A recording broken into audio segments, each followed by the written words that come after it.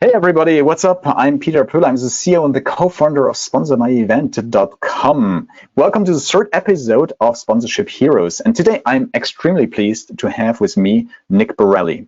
Nick, thank you for being with me today. I will just Yeah, hand over the microphone to you just to make a short introduction who you are and what you're doing. yeah, I can keep it real short. My name is Nick Borelli.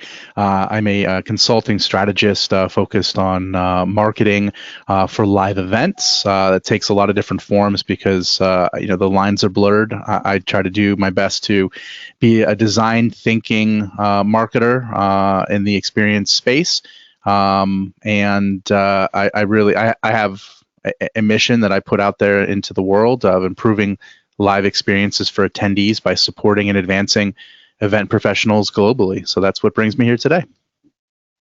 Great, that sounds good. So I propose that we speak today about not necessarily the Corona crisis, because the Sure. Corona crisis is here. It has a super impact, of course, on the event industry and also on the sponsorship industry. Yeah. But I believe also that we should also kind of give a vision beyond this crisis, because the crisis, hopefully at some point, it will be gone again. And Mhm. we should communicate a couple of messages also to our listeners and viewers, what they should do also on the long term. So the question for me is, how can organizers efficiently communicate with sponsors and create prosperous environment for attendees, sponsors, and organizers? So that's basically the topic that it should turn around. Yeah. Do you have maybe just as a starting point, kind of a mission statement where you feel that you would like to go, something that you would like to communicate, where you say, this is something I would like to go to? I think you hit the nail on the head. It is actually the idea of a mission statement. If you're an event organizer, your main goal really is to help facilitate and realize the mission statement of your stakeholders, be it your exhibitors, sponsors, internal stakeholders. You have to really understand their mission. You have to be able to say, okay, fundamentally, what are you here to do? Not necessarily to get leads, because that's a given, right? Potential, more than likely. But what are you great at? What were you put on this earth to do as an organization? And then to develop opportunities within all of the, using your creativity to determine all the opportunities that you have and create channels for this mission to be fulfilled. Not, again, the idea of the I'm always shaming people when I publicly speak, to their benefit, I hope, about the gold, silver, and bronze, packages. What does it say when you're a silver sponsor, right? It says nothing about your mission. It doesn't communicate value. It just says you don't have enough money for gold, right? It's hollow. It is not part of you wouldn't do that for your friends, right? You wouldn't list your friends, and these are publicly listing. These are my best friends. These are my middle friends, and these are my acquaintances, right? It's not what you would do, because that's not good for the relationship. And I think that, especially times like now, I think we need to all really understand what our organizations that basically keep the lights on for us, what do they need, and how do we make that relationship whole? And that means touch bases. That means communication, and that means being part of their mission fulfillment, and marketing potentially, which then requires you to, I think, spend more time with them. But the time pays off, because it'll be apples to oranges when someone says, well, geez, I could be the gold sponsor of this show, or I could be, the connecting partner with this one, which is part of our, our mission. It really cuts through the knife of who's going to survive and who isn't are the ones who have the relationships, and those who don't will be easily discarded. So start with I the like mission. actually your I like actually your idea that if you don't have enough money, actually you cannot pay for the gold sponsor. Yeah. I see quite often in my work with Sponsor My Event that we have, of course, a lot of event organizers who exactly are going for this pattern: gold, silver, platinum, whatever, simply. Mhm. And on the other hand, I see also quite a lot of sponsors who are even asking for this still. And I have a feeling that it's probably kind of a basic need, a human need, to have some certain structure. Actually, how you call it, that's another question. On the other hand, I rarely see that any of these packages is ever sold as it was actually published somewhere. So it's always a matter of negotiation. And I feel also from my experience that we should go away actually from this kind of package design and believe more in creative ideas.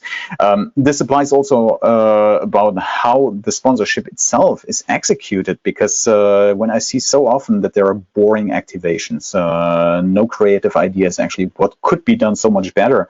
And then when I look, for example, what BizBash was publishing already a couple of years ago, they clearly said, gone are the days when sponsors and event hosts were content to base a party in logos and consider their work done. I think that's kind of a wake-up call, which is very clear to event organizers and also for event sponsors to just jump on something a little bit more creative.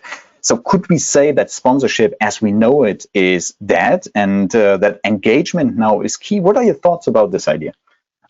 I think it's so easy to say things are dead right now because they actually are. I mean, this is a reset button. We can come back stronger or not come back at all. And I think that, like, again, the smart organizations were doing this already, but I think when you're considering sponsorship, you should have an experiential design mind in the room. It should not simply be sales and fulfillment. You should have someone who is asking the question of your potential sponsor or your exhibitor, what's your campaign this year? What are you trying to, the hearts and minds that you're trying to change? Where are they? Where do you want them to be? And if you have those kinds of questions, then that somebody can say, great, I'm spending this sponsorship meeting listening. I want to understand who you are. I want to understand where your audience is and what it takes to change them over to the type of behavior that you're looking for in order for have them to fulfill your mission. If you do that, you can come back with a package that reflects their values, uses their words, and asking and hearing for those words. And then the creative output allows you to really design something that is, again, when they're faced with their dollars going in this direction or that direction, they're looking at business as usual, which, again, I don't think business as usual is going to work at all anymore, especially in consideration where people are going to be maybe tentative on face-to-face interactions, or there's going to be a pause. I think that we need to come at this completely different and revigorate it. That's why I believe that if you look at someone's mission or campaign and it says, I don't know, something generic, just as an example, connecting the world, a person at a time. Well, if you create this, you hear that in the discovery and they have a creative person and say, okay, where's all the points in this live experience on all the phases of this event, from announcing all the way to exit and extend? Where are all the places where there's a connector who we can put in there, right? So there's a keynote speaker. Well, who introduces that keynote speaker? There's an event in the evening, an awards event, let's say. Who's at the door shaking people's hands with the hand sanitizer, right? Who are the people actually connecting, and how do we help them live that connection, be it campaign, mission, or both, in the face-to-face, right? So their sponsorship is not so much a thing that they had the right to get, but instead it is a role to play. And I think that is how you take experiential, and really the best thing that events are behavioral changes.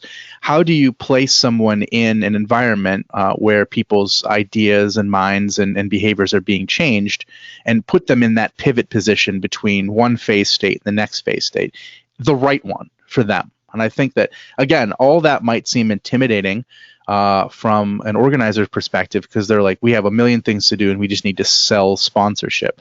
Well, I'm going to tell you, everybody else does too. And, it's a very uncertain world. And if you're not willing to roll up your sleeves and get creative, or at least leverage a creative internally or externally in meetings they normally weren't in, then, again, they're going to look at digital advertising as one example of something that is safer, that has less maybe sustainability issues. I mean, there's some real threats to face-to-face that I think that if we identify them, address them, put them out there, and say, these are real. When you meet face-to-face, we're vulnerable in this way, this way, and this way. However, these are all the things that you only get in face-to-face: accelerated trust, the understanding of buying signals and attendee exhaust, just lots of really powerful stuff that then you go, these negatives are real. Just like digital has all kinds of negatives of noise and, and lack of trust building and fake, news and all that stuff. So you have to address the ills before you can then say we've calculated this equation and all of these positives outweigh that. And I think that means you need to get creative and you need to use all the resources at your disposal in new ways in order to, again, this is a very Darwinian moment for live events. We have to evolve or the asteroid is going to knock us out. Yeah, that's unfortunately for the moment the bitter truth. It's always been true. It's just really obvious now. Now it comes out. Let's see this also kind of as an opportunity also for event organizers to kind of pivot to a better way of communicating with their sponsors. And one thing that I see quite often when I speak with sponsors, when I speak with organizers, I always propose them, you need to see your own event with the eyes of your potential sponsor. You need to understand what your sponsor is seeing in your event, and then you will start to understand also what the sponsor wants to do, and you will be able also to come up with creative ideas. Our team does that, by the way, that I work with. It's a role that you rarely see, which is an experience audit. You need to put someone in your events who is experiencing and feeling things and document how they feel and really, especially when it comes to face-to-face with the sponsors and the way that they're communicating. In order for a good relationship, you have to be honest with each other. And that's a level of honesty that you get, I think, when you actually have somebody experiencing their pitch and being in their booth, etc. And also, I've also felt that if you have a third party do it, it kind of buffers you from giving the bad news. But that's just a tactic, I suppose. It can be extremely helpful, but also what you say is quite interesting about being honest. I always also try to convince organizers to see in a sponsor not only a cash cow, but simply a real partner, a partner that you need to involve in the planning of the event from as early on as possible, just simply to build something together and to create this win-win-win situation. So the sponsorship guru, actually Kim Skilden-Wright, she was creating this idea of the win-win-win situation, from win for the organizer, win for the sponsor, but also win for the attendees, so that there should be definitely something in for everybody. Now the question to you is also, how can organizers, how can they come up with a creative vision for that? You mentioned also before we started now this podcast, you talked about storytelling, and which in my opinion is key also. But how can organizers come up with this creative vision for such a sponsorship? I think there's two areas, and they kind of bleed into each other. One is the idea of creating an organizing principle for your event. What in this world is missing that you have the authority to give. And your stakeholders, your sponsors, they're part of that. Like they, beyond just lead generation, what are they helping people do? What are they adding to the attendees world that is missing somewhere else? Be it leadership, be it clarity, be it speed, business, etc. And you have to have that organizing principle, and sometimes it's expressed internally as that, an organizing principle. Externally, a variation of that is usually your theme, which is pretty benign, and it's been out there forever. The problem with events with sponsorship is that the producer plans an event, maybe they have some kind of thematic lining to it, and then the sponsors are doing their own thing, right? They're not incorporated into it. So from a design perspective, it's a miss because it's not cohesive. So I think that understanding and communicating what this theme and organizing principle is to your sponsors in order for them to find their place in it and have that be a conversation, have some polling and some maybe advisory boards and such, focus groups to gather what that organizing principle should be. That again includes all of the messaging that most of your sponsors are actually putting out. So that's one side. The other side is understanding your attendees' personas and how they view the world, how they interact, and being able to design for those people in different ways and have communicating different propositions, including your sponsors, ways that they communicate along those lines. And I think that like that's one of the most powerful things you can give a sponsor, which is attendee insights.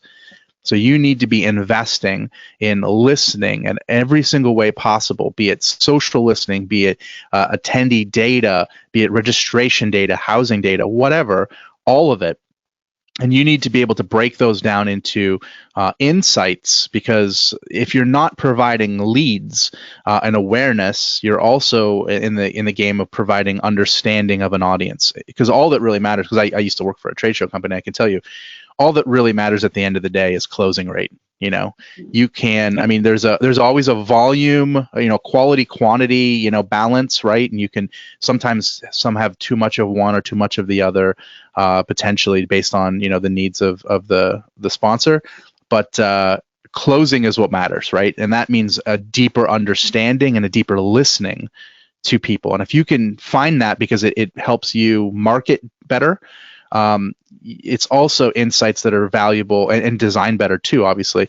It's also insights you should share with your sponsors and say, this year, as an example, if there was education on the floor and there's 4 choices in any given hour, this year, 70% of the people who engaged in education during this hour went to the one on technology. And then, but of that, 10% went to visionary leadership, which, by the way, 100% of those people were CEOs.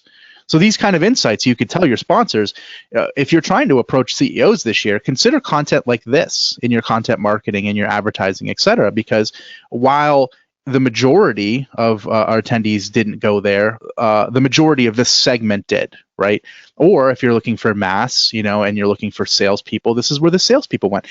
Measuring that kind of insights at the event, and also the information you gather before the event, from, again, your website analysis, who's clicking on what on your emails, all of the stuff that you're doing in your marketing and your communication, and those insights that you're doing to do better at that, that should be part of what your sponsors get as well. You should provide some sort of insights list, because that is what makes them whole, and it makes them, even if their closing isn't as well, but they should be boosted by that information. You're providing them more than simply quality and quantity. You're providing them intelligence. Data, indeed, I feel also that they are key. I mean, the sponsors are just waiting for data. They want to connect, as you say, also they want to close the lead. That's key for every sponsor. And sometimes I have the feeling that also organizers don't really understand what the main goal of the sponsor is, and that actually the main goal of the sponsor is to close the deal. Now, coming on data, actually, I mean, sometimes for certain events, it's quite difficult to collect a lot of data. Now we are speaking at these moments, we're speaking enormously about virtual events, and I have even almost a little bit the feeling that everything is going to be virtual in the future, which is not going to be the case. Probably it's going to go more for hybrid events. Sure. But still, virtual events or hybrid events, they have a certain big advantage because data collection is much, much easier. I had just the second episode of Sponsorship Heroes. I had Mike Glisser from Mike Piddock from Glisser as my guest.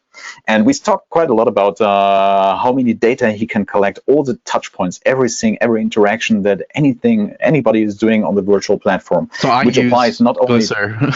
And I do that exact thing. I've been a client of theirs since they were in incubation with James Morgan's group in London, and that is like, as an example, a silver bullet of, where can you get in live and digital, where can you get these insights and integrating those types of questions in the midst of an experience, especially with presentations, really it gives you such rich ideas, because they've voted with their feet. Like I can get anyone through, since my teens designing websites, I can get anyone to click on anything.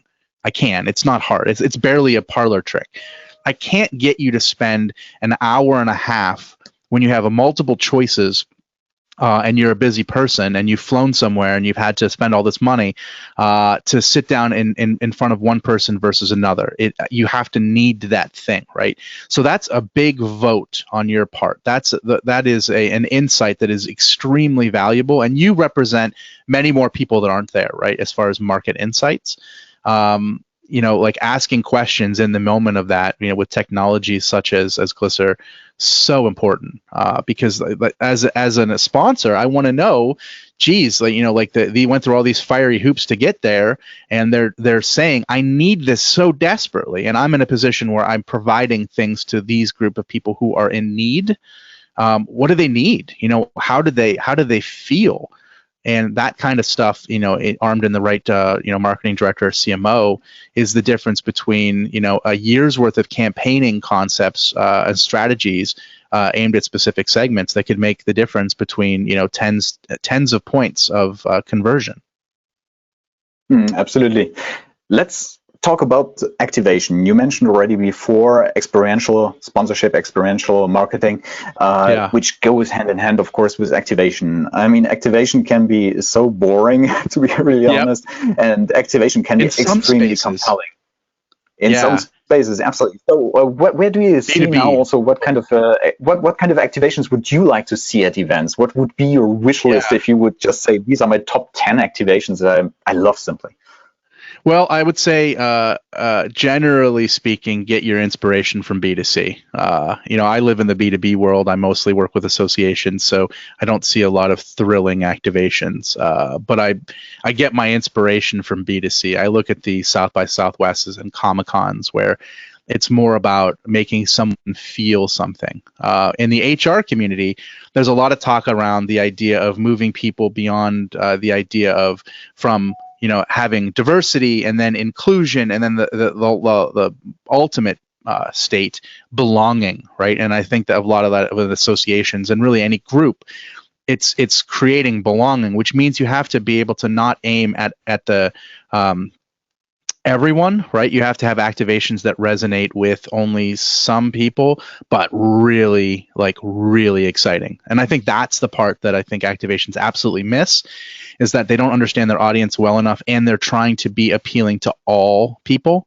And it just doesn't work, right? And it's just you're never going to get the super conservative person and then the person who wants to try something crazy, and something different, like a dunk tank or something like that. I don't know, with the CEO in there. But I look at any kind of, if you have the most amount of budget, then you create immersive experiences. I've worked on some activations in CES where there's opportunities to create really immersive experiences where, like, for instance, there was a Chinese cell phone manufacturer. Actually, they do a lot more than that. They do everything as they do. And there was like a home, and there was different sections of a home, and in each one of them had questions. So there was gamified. And then at the end of it, you could go in a couple different directions. You could either play basketball with an NBA player, or play the video games with an esports player. A big budget, huge, right? But what I took from that is there was kind of a gauntlet to learn about them first, and then it provided them an activation that was meaningful to them at the end of it. That could be extrapolated and spent on different budgets. I think thumb on the pulse is also super huge. Like right now, I just tweeted out like maybe 30 minutes ago that the hand washing sanitation spot at a trade show is not going to be is not going to be just a thing you drop in there. It's going to be one of the hottest activation spaces. And I think don't just put a hands-free piece there, but put something in there that speaks to that has an integrated content related sponsorship element to it, about some kind of either campaign or mission that you could put into cleaning or health or wellness, right? If there was hand sanitation and yoga, and like this organization was about, improving the well-being of mankind or whatever mission, it would be grandiose like that. That's how you do that, right? So thumb on the pulse. So this is what people want right now. This is the need. This is what's hot. Know that stuff. Don't put a fidget spinner out now in 2020. Know when something is dead. And the other one is being able to I guess communicate in a way that is breaks down the story of who you are versus what you sell. So intimacy, vulnerability, those human things that you rarely see in the face-to-face selling space. Be able to provide something along those lines. And I think that if you know your who you resonate the most with, you'll be able to design an experience that speaks to those people directly. And it's about solving problems. You have to know the hierarchy of the problems that people have. But again, I've seen some really fun ones in the B2C space that I think it takes a little bit of doing to adapt, to your idea. I would just really focus on that, following those hashtags and looking at those events and having a good list of some of the best B2C things to be able to say, what would be our version of that, right? Like if cosplay is something that's big in the Comic-Cons and we're a dental association, can we have someone dressed like a tooth? Will people take a picture with Toothy, and I can remember the CVBs did something with Mr. Holland for years, and there was this very attractive young man who they knew their audience. It turns out there's a lot of women that are meeting planners, and and men that wanted to take pictures with this guy. And that campaign was they ran it for years, and they had a retirement when I was actually of him when I was in Barcelona. Things like that, personifying, not willing to, just say this is how we do things, and really looking at our audience to say, like, what would they want that they don't have, and how are we perceived and how we want to be perceived.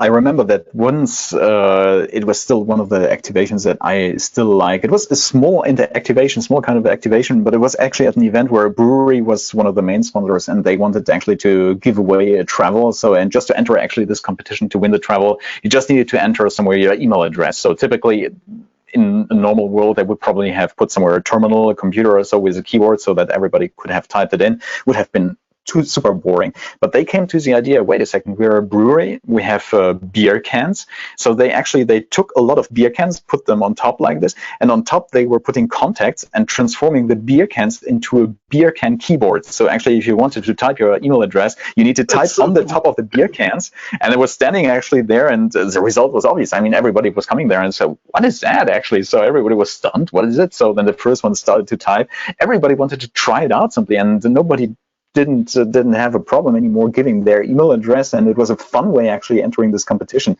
And it requires just sometimes a little bit of thinking, a little bit of creative ideas, just to come up with something which is really compelling and which brings also this fun element to the event and for the attendees. But the question is also now, how can event organizers come up with such activations? Yeah, I think that you need to empower the why not person in your group, right? Like you need to find somebody in your organization that says, why don't we do this? Like a little daft, a little different, whatever. And you need to empower that person, and you need to say, again, it's really simple. I've seen a lot of organizations say, yeah, let's do that. Let's get creative, this and that.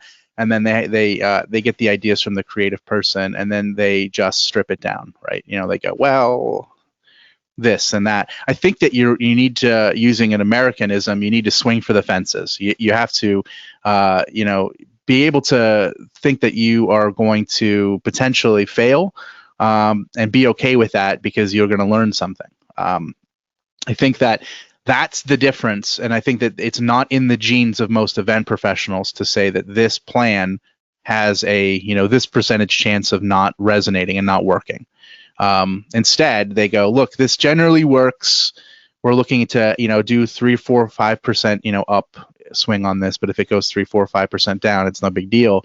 And realize that, that is a game that you will incrementally, if you do your job well, lose at over time. If you do your job well, if you get super creative, you could lose closing or what have you by 10, 20% one year, that bad, and gain 100% the following. It's possible because you'll gain a lot of knowledge about what worked and what didn't, and you'll move up. But you have to be willing to take risks. It's why the tech sector, doesn't have a problem with fear in this route. They call it pivots, and in the events industry, we call it, the straight to the bar, right? We don't know how to deal with that. We get a stiff drink and we say never again. We're just risk adverse people because we have a lot of risks to weigh into what we do. So I think the first thing you need to do to actually get creative is you need to empower someone to take a chance, and you need to have someone at the very top say this could fail. and that's okay. We're going to learn. We're not going to do things without precaution, and we're going to maybe anticipate how it could not work, and then move in the do our best to do that. But it could happen. But what we could find out is something completely different. We could see our brand in a completely different way, and I think that an awareness of what's out there first gives you the ammunition, I think, to say, well, look, there's these aren't outliers. These organizations are doing things like this, and it's working. And I think that if you, I guess, have a little bit more confidence going in, you can take the bigger swings. So it's all about daring and having the courage to try out and eventually also to fail. So it's kind of the old startup wisdom. So you try it, you fail, well, you try again, you do something better, you pivot, which is kind of common knowledge, I would say, for startups. But indeed, I agree with you, not necessarily for the event industry. Not for the event industry. The event industry is that's really the difference between in our evolution when we've gone from event planners to event designers. One of the things that will push us to that event design and really live in that space for all time is the fact that we're willing to put things out there and gauge the results in order to determine what's the right course of action. Where a planner just does the things it's supposed to do, ticks the box and pushes it, accomplishes it, ticks more boxes. A designer says, I'm going to create something to stimulate people, and there's going to be a fork in the road, and some are going to go this way and some are going to go that way. And then the smart designers are going to say, I'm going to figure out ways to collect data and understanding and insights around who went left and who went right. And that in and of itself, if they all went left and you wanted them to go right, that in and of itself is a ton of valuable information. Instagram, as an example of an application in the startup world, started off as just an application to add filters to photos, and now it's a verb, an Instagrammable moment. It's so, not only is it this multi-billion-dollar purchased entity, it's also ingrained into hundreds of millions of people's lives because they put something out, it didn't work, they listened, and they pivoted in the direction that people wanted them to go. But if they didn't go and swing and say, let's try to build another app, let's do it and then let's pay attention, then what they would have done if they would have just stayed the course and not listened, then they would have they've faded into obscurity with all the other what do you call it, photo editing apps that have come and gone. So I think it really pays attention. It really makes a big difference to have two minds, the art and the science. The art says, why not? And it's never been done before, and let's do it for that reason. And the science says, let's monitor how people react to that. Let's temper that with data, and let's then take those insights and let's share those in order to empower as many people that are as valuable as we can. And you could start small, and you can make decisions where I'm a big advocate of focus groups, polling, and advisory boards. I think that kind of collection before you make a decision, and diversity within those groups. If you're polling people, make sure that you have the people that say no to you in that group too. You want to hear not just the choir. You want to hear as much that of a whole community as you can. Otherwise, you'll suffer from survivor bias. Advisory board, again, hugely invaluable to not have those just be the people that have been around for the longest time, the usual suspects, but put some wild cards in there of people that have just been in something for a year, people that are from a different industry, people that ask, why do you do it that way when everybody else is all speaking in the same acronyms? And then when it comes to polling, ask questions about feelings, not just, information. How does this make you feel? Does this make you feel embarrassed? Does this make you feel vulnerable? Things that people rarely ask that cut to the meat of things. And then there's a lot of information you get from that. If you do all those things going into something, it not only does it take the risk out of it, but it creates that much more insights that are valuable to everybody. And then you can say, all right, this crazy idea, I had this group of people, and this percentage of them thought it was really innovative and creative, and that gave me the the strength to take it to the next level. And then I took it to them, and they said, what about this? And that kind of iterative thinking, I think, is what's required to I guess really hit it big. Otherwise, again, you're looking at incremental change over time. Likely a slide is in your future at some point. Like you're never, I don't think there's, as we can see in the world right now, I think there's so many opportunities for disruption that staying the course of incremental change for a lot of things that we do is a recipe for disaster. I think these are very good words to close our podcast. Now, the interesting question is, if some event organizers would like to reach out to you, how, first of all, can they reach you? And second, what can you do for them? Yeah, I'm very easy to reach. I'm very much on the grid. My name is spelled Nickborelli. Googling that will find you a million different ways to reach me. My name is that on all social media. That's my website. I'm Nick at Nick Borelli at email. So I'm very easy to find, and I'm in all the groups. And I'm very I like talking even when I'm not allowed to see them face to face. Outside of that, what I could potentially do for organizations, I'm generally, I don't have a lot of time for people as far as like engagement. Like I kind of cherry pick the best ones, which is a great place to be. And it took me 25 years in the events industry to get here. That said, I will do whatever I can to give you insights or help for whatever. I'm not even worried about money at this point because I'm whole, especially now in a crisis like this. So if you reach me, I'll be able to either do one of three things. I will be able to give you something that right off the top of my head, you're like, you just need to do this. And if it's quick like that, then I'll send you on your way. If I have time and you're the right kind of person for me, we could talk about, engagement. And the third thing, which I do the most, which I really enjoy doing, is I like connecting. So oftentimes people come to me, I need this. I'm like, you need to meet Brant, or you need to meet, Tahara, or you need to meet this person, because I really love meeting people and collecting them and knowing what their missions are. When I do that, I can route, I think, the people to the person that can really help them the best. So I love doing that. Perfect. Many things, Nick. I have sometimes when I do a podcast, I have the feeling that I could just go on for hours, really, because it's such a compelling and such a really big topic also. And I still have the feeling that we only spoke about a little fraction about really what it is. So many other things. So maybe we should organize even a second podcast. But for now, I think we have made the tour. And many thanks for your insights. I hope that all our viewers, they liked it. No, I'm convinced actually that they liked it. So if you liked it also, please don't hesitate to like our channel. And if you want, also visit sponsormyevent.com if you need some help eventually finding the right sponsors. It was a pleasure having Nick with me. And I'm hoping to see you very soon again for the next episode of Sponsorship Heroes. And you, Nick, actually, now you're officially also a sponsorship hero. Congratulations for that. Hey, I'll take it. I'll take anything I can get. Thank you. Great. Thank you very much. And I wish you all a very nice day. Thank you. Bye-bye.